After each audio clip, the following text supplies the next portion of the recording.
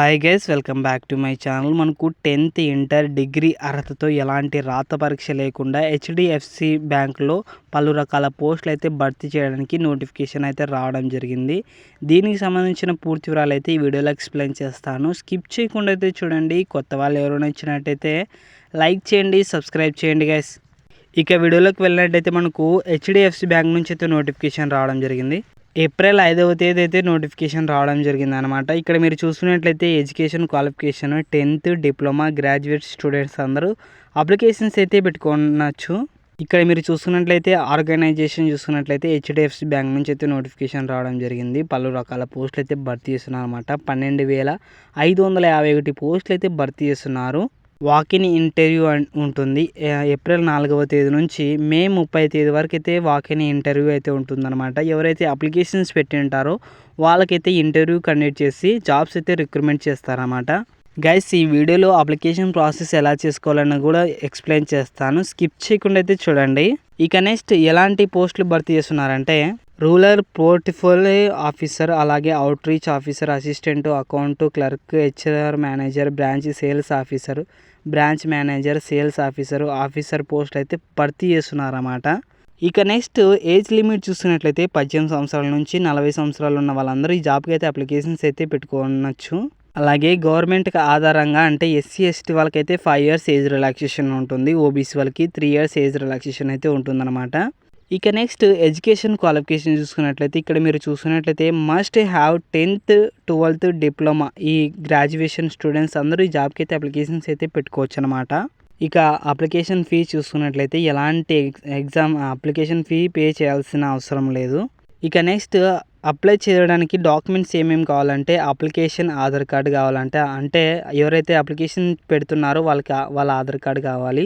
తర్వాత qualification mark sheet, తర్వాత certificates, register mobile number, passport size photo, email ID, permanent residence certificate, signature, అలాగే resident certificate, caste certificate, CV, resume, cover letter ఇవన్నీ అయితే ఇవ్వాల్సి ఉంటుంది, submit చేయాలన్నమాట.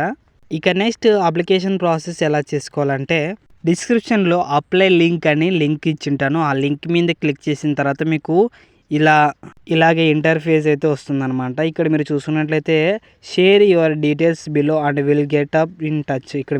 ఇక్కడ సొల్యూషన్ కార్డ్ చూసుకున్నట్లయితే మనకు మిస్టర్ అయితే మిస్టర్ అని టైప్ చేయాలి, మిస్సెస్ అయితే మిస్సెస్ అని టైప్ చేయాలి. అలాగే లాస్ట్ నేమ్ అయితే ఇవ్వాల్సి ఉంటుంది, email ID, date of birth certificate ఇవ్వాలి, తర్వాత లొకేషన్ కూడా ఇవ్వాలి, వర్క్ ఎక్స్పీరియన్స్ అంటే మీరు ఏదైనా వర్క్ చేసి ఉంటారు కదా దాని ఎక్స్పీరియన్స్ కూడా ఇక్కడ ఇవ్వాల్సి ఉంటుంది అనమాట.